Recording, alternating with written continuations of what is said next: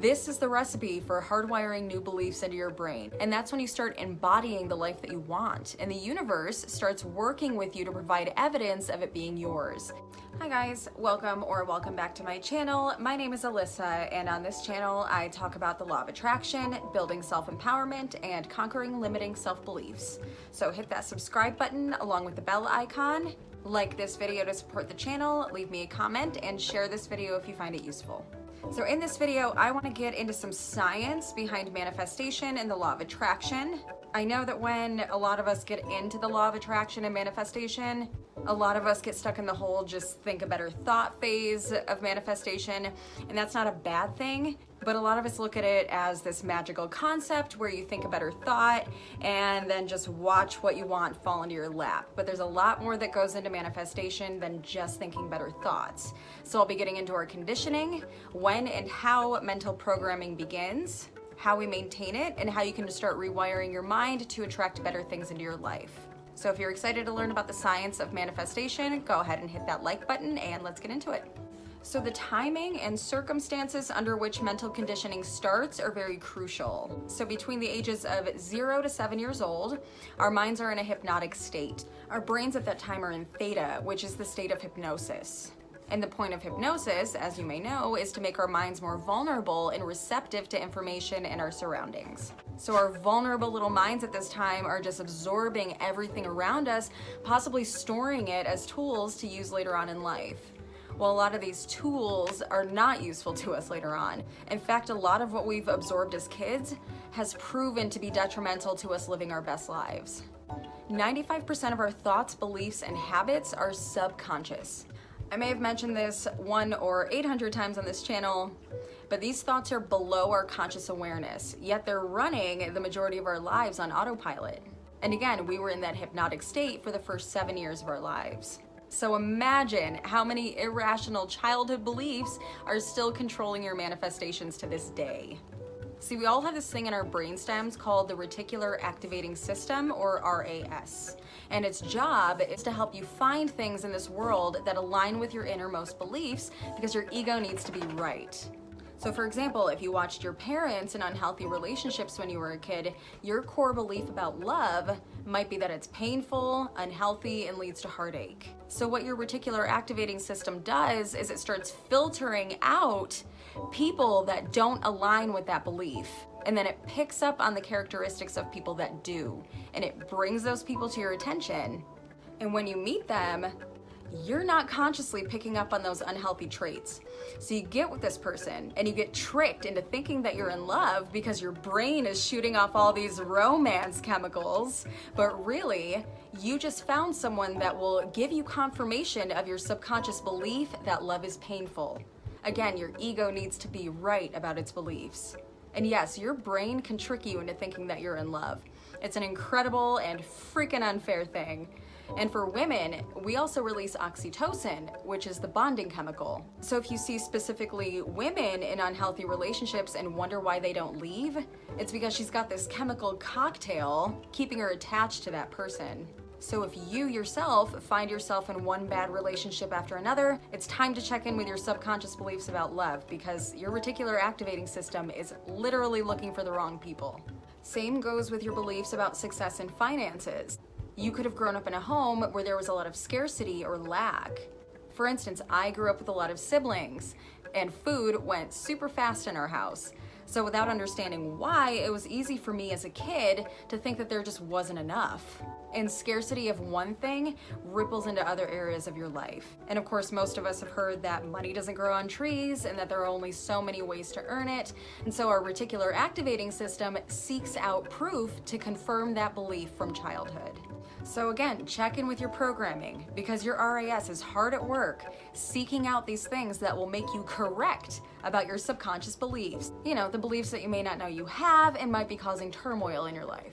So how does programming start exactly? Well, it starts when you're still in utero.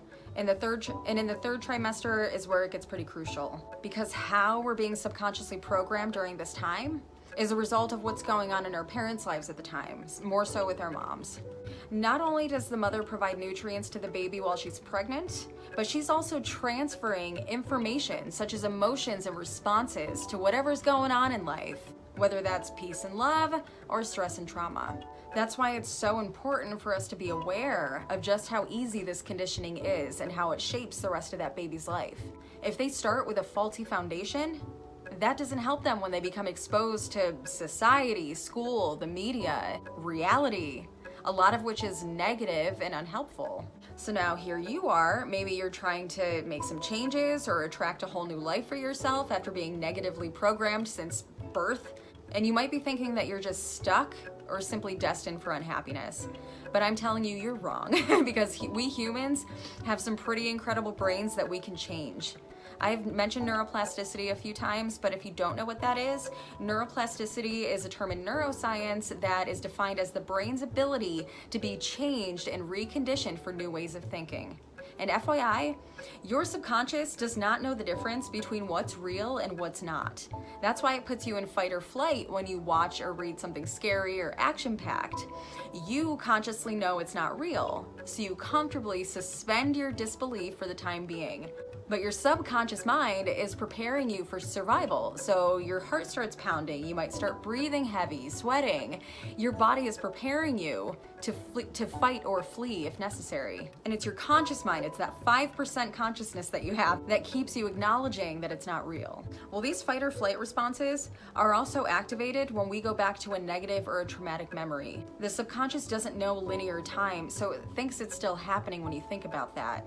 And the worst part is that we can actually get subconscious triggers, things that take us back to certain traumatic moments or emotions from the past, and we don't even know why we're being triggered, because again, we're on autopilot 95% of the time. So if you start feeling anxious or you get random bouts of depression, start writing down when you feel like this and observe what's going on in your life when you do.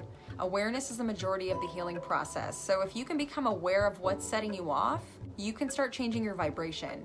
And a quick side note, look at triggers as your friends. I know that's weird to say, but your triggers are literally just giving you feedback. They're telling you what's not working in your life. But our caveman programming keeps us stuck because ego thinks it'll die if we do something different. And that's when taking action on our goals is a crucial step in getting unstuck. Take baby steps each day. Do something that will get you closer and closer to your manifestation.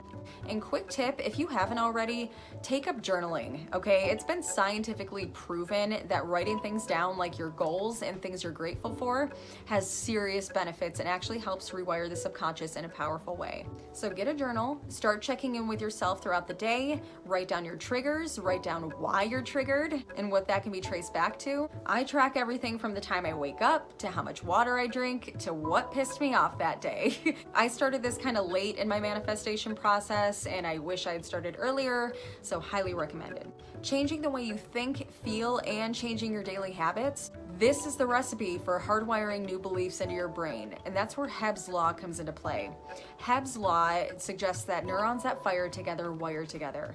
So by combining new thoughts, feelings, and actions, you fire up and you create new neural pathways in your brain, allowing you to reverse old subconscious patterns, do away with old negative self-talk, limiting self-beliefs, and so on. And that's when you start embodying the life that you want. And the universe starts working with you to provide evidence of it being yours. And then it just builds from there. Your brain is a freaking computer, an incredibly complex computer. And any computer is gonna need its occasional software updates, right?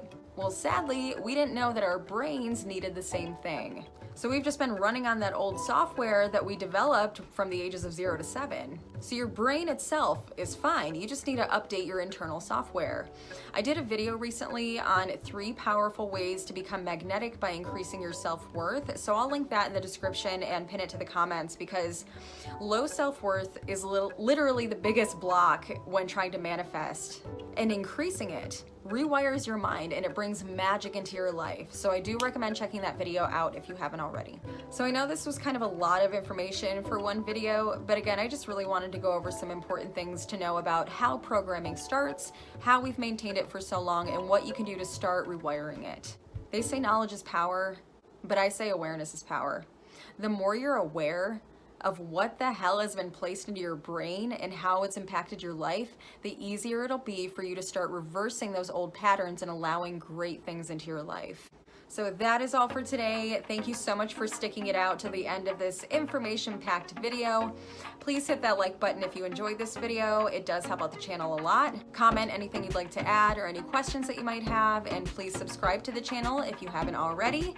And by the way, here are a couple more videos that might help you along your journey. And as always, please be safe, much love, and I'll see you next time.